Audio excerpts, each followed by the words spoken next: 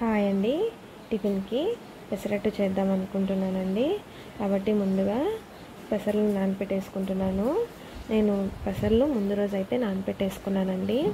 2 కప్పుల పెసర్లు, 1/2 కప్పు వరకు మినప్పప్పు, 1/4 కప్పు వరకు పచ్చిశనగపప్పు, 1/4 కప్పు వరకు రేషన్ రైస్ అయితే తీసుకున్నానండి.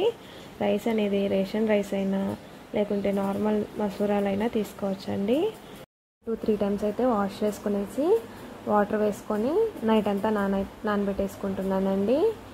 మార్నింగ్ లేవగానే మరలా ఉన్న నీళ్ళని వంపేసి ఇంకొక 1 or 2 టైమ్స్ అయితే మళ్ళీ కడుగుతున్నాను అనమాట. కడిగేసి మళ్ళీ ఫ్రెష్ వాటర్ అయితే పట్టుకొని ఇంకా మిక్సీలోకి అయితే తీసేసుకుంటున్నాను.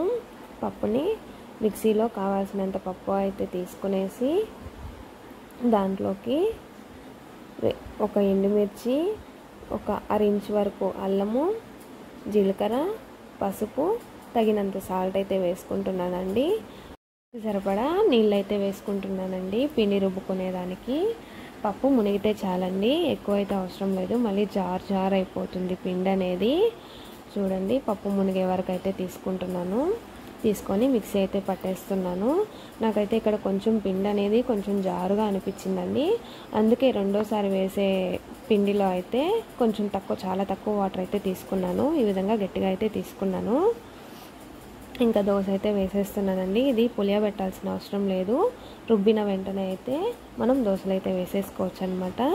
క్రిస్పీగా సాఫ్ట్గా బాగుంటాయండి. మా హస్బెండ్కి అయితే 2 సైడ్స్ అయితే కాల్చాలన్నమాట. కాబట్టి నేను తనకు అలా వేసిస్తున్నాను. నాకైతే ఇట్లా 1 సైడ్ కాల్చుకొని రోల్ చేసుకోవడం అంటే నాకైతే ఇష్టం అండి. Thank you for watching. Bye bye.